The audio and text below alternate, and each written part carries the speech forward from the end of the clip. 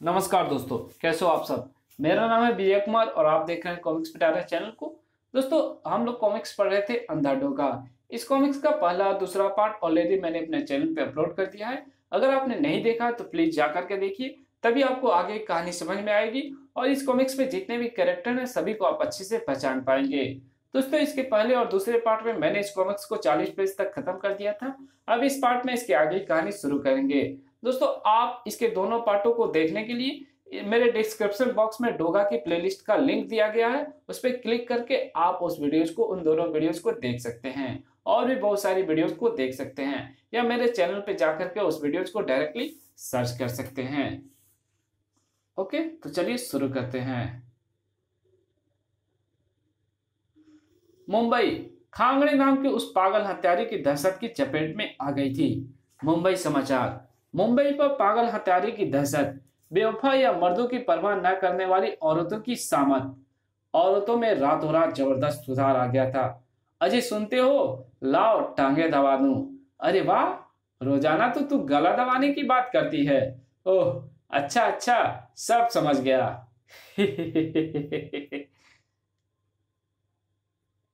सूरज भी कुछ समझ नहीं पा रहा था। पागल हत्यारा एक कट और करने में कामयाब हो गया। सूरज ने अपने अल्ट्रासोनिक व्हील्स बजाई, जिसे सुनकर कुत्ते उसका सामान ले आए। वुफ।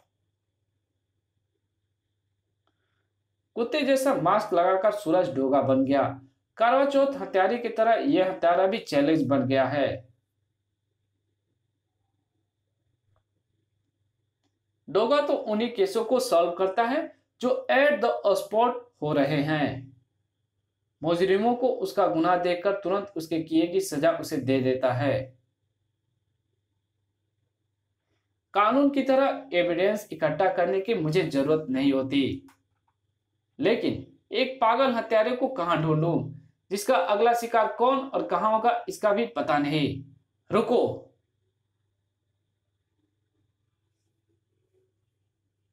आगे खुला मेन हॉल है। ओह हाँ, मगर तुम तो देख नहीं सकते। तुम्हें कैसे पता लगा कि मैं मैनहोल में गिरने वाला हूं? और ये तुम्हें कैसे पता लगा कि यहां पर एक मैनहोल है जो खुला हुआ है? अंधे मन की आंखों से देखते हैं बेटा, और अनुमान लगाकर सही रास्ते पर आगे बढ़ते हैं। मुझे अपनी छड़ी से खड्डों और मैनहोल का पता लग जाता है। एक खड्डा कुछ ज्यादा ही गहरा था। फिर इसमें से आती सड़ाप ने मुझे बताया कि यह गटर है। मैनहोल होने का पता तो तुम्हें छड़ी से लग गया, लेकिन तुम्हें यह कैसे पता चला कि मैं भी इस मैनहोल की तरफ बढ़ रहा हूं और उसमें गिरने वाला हूं? जब मुझे अपनी छड़ी से आगे मैनहोल के होने का पता लग गया तो मैं उससे बचकर दाईं ओर से निकला। तभी मुझे अपने बाईं ओर से काफी निकट तुम्हारी पदचापें सुनाई दी। जब मुझे वो पदचापें रुकती हुई महसूस नहीं हुई तो मैं समझ गया कि तुम्हारा ध्यान कहीं और है, और अगर तुम्हें रोका ना गया तो तुम गटर में गिर जाओगे। एक अंधे ने मुझे गटर में गिरने से बचाया, मुझे रास्ता दिखाया। पागल हत्यारे खांगड़े के मामले में मैं भी तो अंधा हूं। जिस तरह एक नेत्रहीन व्यक्ति टटोल टटोल कर हवा सूंघकर अनुमान लगाकर अपने मंजिल तक पहुंच जाता है, क्यों ना मैं भी कुछ ऐसा ही करूं? पागल हत्यारा मेरी मंजिल है, क्यों ना मैं भी अंधे की तरह सोचूं, करूं, टटोलूं और अपने मंजिल तक पहुंच जाऊं। ठहरो बाबा, ठहरो। बाबा, क्या तुम मेरे बारे में और भी कुछ बता सकते हो? क्यों, अंधे का इम्तिहान ले रहे हो? फिर भी बताता हूं। तुम्हारे पास से चमड़े की गंध आ रही है। तुमने चमड़े के वस्त्र पहन रखे हैं जो तुम्हारे शरीर की गंध को भी छिपा रहे हैं। कमाल है, इसने बता दिया। अंधे व्यक्ति की पहचान उसके कदमों, शरीर एवं पसीने की गंध से करते हैं बेटा, इसलिए मुझे ऐसा महसूस हो रहा है। तुम्हारी आंखें अंधेरे में देखने की अभ्यस्त है बेटा, लेकिन तुम्हें अंधेरे में ज्यादा साफ नहीं दिखता, वरना तुम्हें इस अंधेरी सड़क पर मैनहोल जरूर दिखाई दे जाता। ये बिल्कुल ठीक कह रहा है। मेरी आंखों में इंफ्रारेड पावर लेंस लगे हैं जो रात में दिखाते तो हैं, मगर दिन की तरह बिल्कुल साफ नहीं। यहाँ सड़क पर बत्ती नहीं जल रही, शायद इसलिए मुझसे चूक हो गई। तुम्हारा कद 6 फुट से ज्यादा है। अरे, कद का कैसे पता लगा? तुम्हारी आवाज के स्तर से, जो मुझे इतनी ही ऊंचाई से आती महसूस हो रही है। और तुम हट्टे कट्टे मौजूद जिस्म के नौजवान हो। ये कैसे पता लगा? जब तूने मेरे कंधे पर हाथ रखा, तुम्हारे हाथ के दबाव से मुझे तुम्हारे शरीर की ताकत का पता चल गया था। और ये क्या, तुम्हारे गले में पट्टा क्यों पड़ा है? पट्टा? और नहीं तो क्या, घुंघरू की आवाज और कहां से आ सकती है? पट्टे में हल्की आवाज के घुंघरू भी डले हैं। तुम डोगा नहीं हो? हाँ, तुम डोगा ही हो। अरे, तुम मुंबई के भगवान हो, हम गरीबों के मसीहा हो। तुम्हारी चर्चे सुनता हूँ तो मन अपार श्रद्धा से भर जाता है डोगा। कई वर्षों से तुम्हारे पांव छूने की इच्छा थी, आज पूरी होगी। अरे रे, बस्ती में बिकने वाली जहरीली शराब पीकर मैं अंधा हो गया था डोगा। फिर एक दिन तुमने ही जहर के उस सौदागरों को आकर मारा था। उठो। पांव तो मुझे तुम्हारे छूने चाहिए बाबा, क्योंकि तुमने मुझे एक नई राह दिखाई है, मुझे एक नए ढंग से सोचने का रास्ता दिखाया है। इंस्पेक्टर सूर्य भी नए सिरे से सोच रहा था। ये वो जगह है जहां खांगड़े ने दूसरा खून चंदर की पत्नी का किया। यहाँ इस खंबे पर उसने अपने खून सने हाथ को साफ किया, यानी अपने दाएं हाथ को। ये खंबा घटनास्थल से 50 गज दूर है। डोगा ने जब मुझे इस घटना की सूचना दी तो उसने बताया कि हत्यारा इसके ठीक विपरीत दिशा में गया है, क्योंकि उसका कुत्ता हवा में गंध पकड़कर उसी दिशा में जाकर मारा गया था। अगर खांगड़े को उसी दिशा में जाना था तो हाथ साफ करने 50 गज दूर इस उल्टी दिशा में क्यों आया? आदमी तो अपने कपड़ों से ही खून साफ कर लेता है, क्योंकि उसे तो पकड़े जाने का डर ही नहीं होता। वो तो एक जुनून के तहत ऐसा करता है। कहीं ऐसा तो नहीं कि वो सिर्फ अपनी उंगलियों के निशान छोड़ने के लिए ही इस तरफ आया हो, क्योंकि घटनास्थल पर ऐसे निशान बनाने के लिए सबसे पास यही खंबा था। पत्रकार रूबी भाटिया, हत्याकांड में भी हत्यारे ने जगह जगह अपने दाएं हाथ की उंगलियों के निशान छोड़े हैं। हत्यारा अपने दाएं हाथ को इतना हाईलाइट क्यों कर रहा है? उसके दूसरे हाथ की उंगलियों के निशान क्यों नहीं बन रहे हैं? ऐसे तो सिर्फ एक ही स्थिति में हो सकता है। हत्यारा यह साबित करना चाहता है कि बाकी के दोनों खून भी खांगड़े ने ही किए हैं। ओह यस, उसने खंबे पर फिंगरप्रिंट्स इसी उद्देश्य से छोड़े होंगे।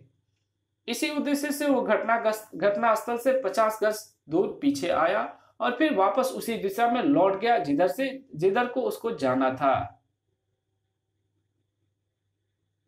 इसका मतलब हत्यारा खांगड़े नहीं कोई और है। मगर फिर उसकी उंगलियों के निशान क्यों नहीं मिल रहे हैं? क्या वो दूसरा हत्यारा जबरदस्ती खांगड़े के फिंगरप्रिंट्स वहां छुड़वा रहा है? अगर ऐसा है तो फिर सिर्फ एक हाथ के फिंगरप्रिंट्स क्यों छुड़वा रहा है?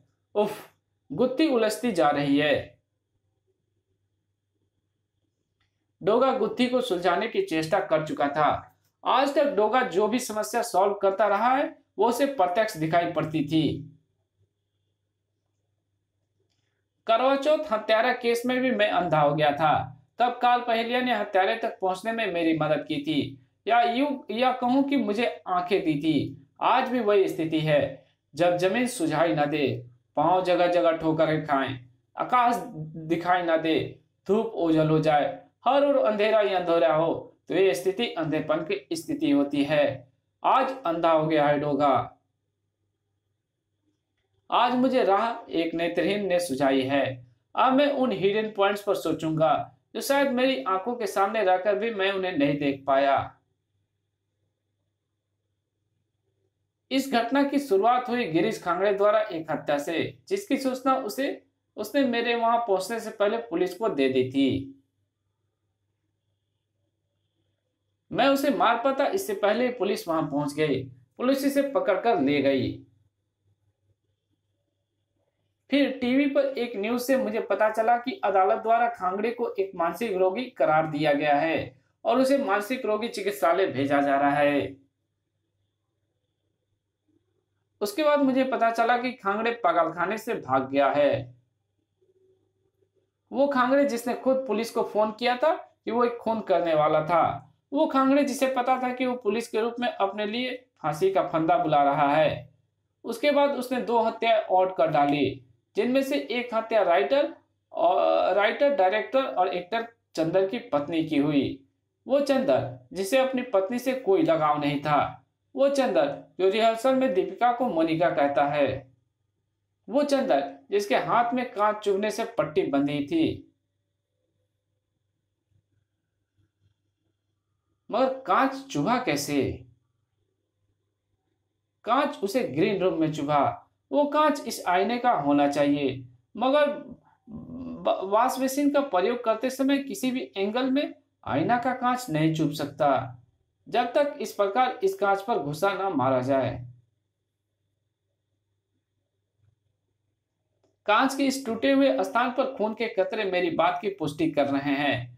अब सवाल ये उठता है कि चंदर को यहाँ पर घुसा मारकर अपना हाथ घायल करने की क्या जरूरत पड़ी थी? शायद वो अपनी कोई खींच, गुस्सा या बौखलाहट उतारना चाहता था। मगर रिहर्सल के समय तो वो भी खींचा हुआ नहीं था, दीपिका को मोनिका बता रहा था, तो फिर वो खींच क्यों पैदा हुई? उसका कारण कहीं सूरज तो नहीं? अपनी पत्नी के कारण एक उकताई हुई जिंदगी जब मोनिका में एक नई जिंदगी की खोज कर रही थी, तो उसी समय सूरज ग्रहण की तरह उसके प्यार पर आ लगा। उम्मीदों के साथ जुगनू चमके थे जो फिर से बुझ गए। तब एक आक्रोश पैदा हुआ जो उस वक्त उस आईने पर उतरा, और एक के बाद और बाद में अपनी पत्नी के रूप में, कत्ल के रूप में, और पत्नी के कत्ल के रूप में। क्या यह संभव नहीं है कि अपनी पत्नी को खुद चंदर ने मारा हो? रूबी भाटिया ने उसके सामने मर जाति को ललकारा था, उसे भला बुरा कहा था। क्या यह संभव नहीं है कि उस ललकार का अंत रूबी भाटिया के नृशंस मौत के रूप में हुआ? मुझे हत्यारा मिल गया, लेकिन दाएं हाथ के उंगलियों के निशान वाली गुत्थी जो इंस्पेक्टर सूर्य को परेशान कर रही थी, वो इन सब घटनाओं में कहां पर हल होती है? कुछ सोचकर ही सहसा डोगा के मस्तिष्क में अनार से छूट पड़े। क्या यह संभव है? हाँ हाँ, यह संभव है। और इस संभव असंभव का पता लगाने के लिए मुझे चंदर के घर जाना होगा। असंभव तो कुछ भी नहीं था। तुमने यह साबित कर दिया मोनिका कि सभी औरतें बेवफा होती हैं। मेरी पत्नी ने विश्वासघात किया, तुमने धोखा दिया, एक को खत्म कर दिया, तुम्हें क्यों छोड़ूंगा? मर्दों के खिलाफत करने वाली रूबी के बाद अब तुम्हारी बारी है। अब चंदर किसी से प्यार नहीं करेगा, क्योंकि वो इस हकीकत को जान गया है कि प्यार का दूसरा नाम धोखा है, फरेब है, विश्वासघात है। अब चंदर बेवफा शक्लें ढूंढेगा और उन्हें मौत देगा। डोगा बामुश्किल 5 मिनट बाद वहां पहुंचा। वकील का काला कोट? ओह, कहीं वो नकली वकील चंदर ही तो नहीं था जो खांगड़े को अपनी दलीलों से मानसिक रोगी अस्पताल ले गया था? ये काला कोट तो यही कहानी कह रहा था। इसका मतलब उसे मानसिक रोगी अस्पताल से गायब करवाने में भी चंदर का हाथ हो सकता है। लेकिन मैं जिस हाथ की तलाश में आया हूं वो कहां है? डोगा ने फ्रिज खोलकर वो आइस बॉक्स बाहर निकाला। फ्रिज में आइस बॉक्स? ये बात कुछ हजम नहीं हुई। आइस बॉक्स की बर्फ पर छितराए रक्त के कणों ने डोगा की ब्रिकिंटियों में जबरदस्त तनाव पैदा कर दिया था। मेरा संदेह ठीक निकला। इस आइस बॉक्स में एक कटा हाथ था। वो हाथ खांगड़े का होगा। खांगड़े मारा जा चुका है, उसे चंदर ने मारा है। पुलिस को भ्रमित करने के लिए उसने उसका हाथ काटकर अपने पास रख लिया है, ताकि खांगड़े की उंगलियों के निशान घटना स्थल पर छोड़ सके। कटा हाथ आइस बॉक्स में नहीं है, इसका मतलब वो हत्यारा आज फिर किसी शिकार की तलाश में गया है, मगर किसकी? डोगा ने तस्वीर के टुकड़े उठाए। ये टुकड़े तो उसके जिगर के टुकड़े थे। Monika? Oh no, oh no. Monika अपने सिर पर मंडराते खतरे के प्रति अनजान थी। चंदर, तुम इस समय? सॉरी चंदर, मैं नहीं आ सकती। तो मैं आ जाता हूं। चंदर, तुम यहाँ? हाँ, मुझे होना तो तुम्हारे दिल में चाहिए था, मगर फिलहाल तुम्हारे कमरे में हूँ। ये क्या कर रहे हो? तुम्हें पता नहीं मोनिका कि तुम मेरी कमजोरी बन चुकी हो। तुम्हारी रग रग में मुझे तुम्हारी जिंदगी नजर आती है। क्या करूंगा? जब तुम किसी और की जिंदगी बन जाओगी तब तुम्हारी रग रग में मुझे तुम्हारी मौत दिखाई देगी। तो जिंदा रहोगी और मैं हर पल मरता रहूंगा। ये तो बेइंसाफी होगी। मौत क्यों ना अभी आ जाए। ना तुम जिंदा होगी, ना तुम में मैं अपनी जिंदगी दूंगा। चंदर को उस तरह वाला हाथ ऊपर तो गया लेकिन नीचे नहीं आया। अब जिंदगी की बातें मत कर हत्यारे, क्योंकि मौत तेरी जिंदगी के दरवाजे पर दस्तक दे चुकी है। ढोगा खांगड़े के पागलपन का फायदा उठाकर उसके नाम से अपनी नृशंसता को नहीं छिपा पाएगा तू जल्लाद। मैं जानता हूं उसे तूने मार डाला है। पागल हत्यारा वो नहीं, तू है। खून मुझे खून मुझे डराता नहीं डोगा।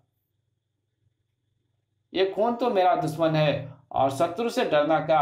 बेवफाई इंसानों में नहीं, इसी खून में होती है। मैं इंसानों का नहीं, इसी खून का कत्ल करता हूं। और वो खून तेरा भी हो सकता है, जिसे तू बेवफाई करता है हत्यारे। दरअसल वो जेलेसी है, ईर्ष्या। तुझे इस बात का गम है कमीने, दूसरों की कमीज तेरी कमीज से ज्यादा सफेद क्यों है। दूसरों को वो सब क्यों मिल रहा है जिसकी ख्वाहिशमंद तू था। आह! तेरा आखिरी समय है चंदर, अपने गुनाह कबूल कर ले। चंदर ने गुनाह कबूल कर लिया।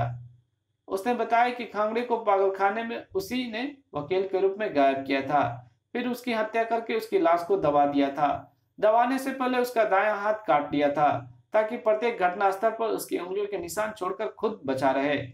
अगर डोगा उसे ना मारता तो वो ना जाने कितने कत्ल और करता। डोगा ने मोनिका को बंधन मुक्त किया।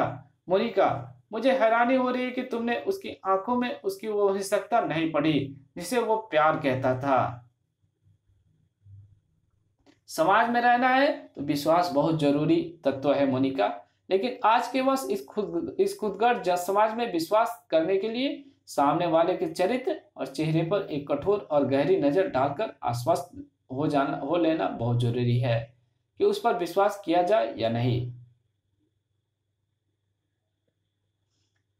कहीं विश्वास का मास्क लगाए हमारे सामने कोई विश्वासघाती तो नहीं खड़ा।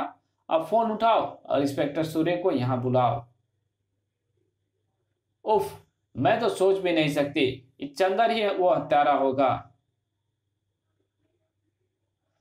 इसी के साथ ये कहानी यही समाप्त होती है। मिलेंगे एक और नई धमाकेदार कॉमिक्स में, तब तक के लिए बाय। अगर वीडियो अच्छी लगी है तो वीडियो को लाइक कर देना, चैनल पर नया हो तो प्लीज चैनल को सब्सक्राइब कर देना, और इसकी जहां जरूरत हो वहां पे इसको शेयर कर देना, और वीडियो अच्छी लगी हो तो एक अच्छा सा कमेंट भी कर देना। और इस वीडियो के डिस्क्रिप्शन को जाकर चेक करो, वहां पे मेरे फेसबुक पेज का वो लिंक दिया है, इंस्टाग्राम का लिंक दिया हुआ है, और बहुत सारे सोशल हैंडल्स हैं, उनको जाकर के लाइक करो, फॉलो करो। और भी बहुत सारी वीडियो की प्लेलिस्ट बना करके मैंने रखी है, उन सभी को जाकर के देखो। Okay, love you.